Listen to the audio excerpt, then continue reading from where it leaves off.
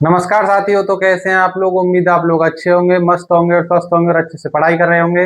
आज हम आपको कराने वाले हैं क्लास 12 हिंदी में ध्रुव यात्रा कहानी का सारांश, जो कि जैनेन्द्र कुमार जी द्वारा लिखी गई है, जिसमें राजा रिपुदमन की ध्रुवों की यात्रा के बारे में वर्णन किया गया है। तो इसमें आज हम इसका सारांश करने वाले हैं। तो ध्रुव यात्रा कहानी का सारांश आपको इस प्रकार लिखना है कि ध्रुव यात्रा जैनेन्द्र कुमार द्वारा लिखित एक प्रसिद्ध कहानी है। इसमें राजा रिपुदमन की ध्रुवों की यात्रा का वर्णन किया गया है। इस कहानी का सारांश इस प्रकार है। जब राजा रिपुदमन उत्तरी ध्रुव की यात्रा सफल कर लिए थे, तब यूरोप के नगरों में जहां जहां रुके वहां उनका सम्मान हुआ। इस खबर को सुनकर उनकी प्रेमिका उर्मिला प्रसन्न हो गई। लौटते समय राजा रिपुदमन आचार्य मारुति से मिलने गए। वहां पर उन दोनों ने काफी देर तक बातचीत की। राजा रिपुदमन विवाह को बंधन मानते थे, किंतु प्रेम से इनकार नहीं करते हैं। उर्मिला उनकी प्रेमिका और उनके बेटे की माँ है। यानी कि जो राजा रिपुदमन होते हैं वो जो है उत्तरी ध्रुव की ओर से जो है अपनी यात्रा को सफल करते हैं, यानी कि वहां से जो है राज्यों को जीतते हुए और आते हैं। और यूरोप के जिन जिन नगरों में वो रुकते हैं वहां पर जो है उनका अच्छे से सम्मान होता है। और इस खबर को सुनकर उनकी जो प्रेमिका होती है उर्मिला, वो जो है प्रसन्न हो जाती है। और जब राजा रिपुदमन वहां से लौट कर आते हैं तो वो जो है आचार्य मारुति से मिलने जाते हैं। और आचार्य मारुति जो है उर्मिला के पिता होते हैं, तो उनसे मिलने के लिए गए। वहां पर उन दोनों ने जो है काफी ज्यादा बातचीत करते हैं। लेकिन जो राजा रिपुदमन है वो जो है विवाह को बंधन मानते हैं, लेकिन प्रेम से जो है वो इनकार नहीं करते हैं। और उर्मिला जो है उनकी प्रेमिका और उनके बेटे की माँ होती है।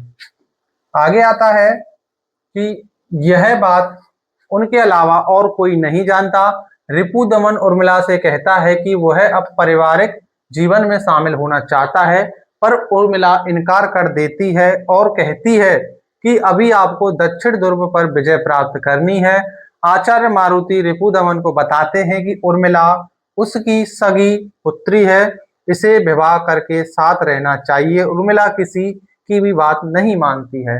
यानी कि जो उर्मिला होती है उनकी प्रेमिका, यानी कि राजा रिपुदमन की, वो जो है उनकी उनके बेटे की होने वाली माँ होती है। लेकिन इसके अलावा, यानी कि उनके अलावा ये बात कोई नहीं जानता है। और राजा रिपुदमन जो है उर्मिला से कहते हैं कि अब वो जो है पारिवारिक जीवन में आना चाहते हैं, यानी कि वो जो है उर्मिला से शादी करना चाहते हैं। लेकिन उर्मिला जो है इनकार कर देती है उनसे शादी करने से, और कहती है कि अभी तो आपने जो है उत्तरी ध्रुव पर जो है विजय प्राप्त करी है और अभी जो है आपको दक्षिण ध्रुव पर भी जो है विजय प्राप्त करनी है। और कहती है कि और जो आचार्य मारुति जो होते हैं वो जो है रिपुदमन को बताते हैं कि उर्मिला जो है उनकी सगी पुत्री है। और इसे कहते हैं कि विवाह करके उसे जो है आपके साथ रहना चाहिए। और उर्मिला जो होती है वो किसी की भी बात नहीं मानती है और वो जो है शादी करने से इनकार कर देती है। आगे आता है, अतः रिपुदमन ने दक्षिण ध्रुव पर जाने के लिए अमेरिका फोन पर बातें करते हैं। किंतु तीसरे दिन उर्मिला ने अखबार में पढ़ा कि राजा रिपुदमन खून से लथपथ पाए गए हैं। गोली का कानपट्टी के आर पार निशान था, यानी कि आर पार निशान था। इसमें जो है ये आर पार निशान होता है। उन्होंने पत्र लिखा था कि मैं किसी के वचन को पूरा करने जा रहा था, ध्रुव पर भी बचना नहीं था, यानी कि बचना मुश्किल था। अब भी नहीं बचूंगा। भगवान मेरी प्रिय के अर्थ और मेरी आत्मा की रक्षा करे। यानी कि अर्थ मतलब इसमें है पुत्र, और प्रिय यानी कि उनकी प्रेमिका की जो है उनकी जो है आत्मा की जो है रक्षा करे।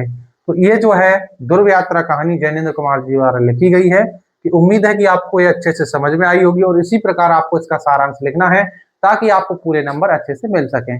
और उम्मीद है कि आपको ये अच्छे से समझ में आई होगी। अगर आपको ये समझ में आई हो तो प्लीज वीडियो को लाइक कर देना। आप इस चैनल पर नए हो तो चैनल को जरूर सब्सक्राइब कर लेना।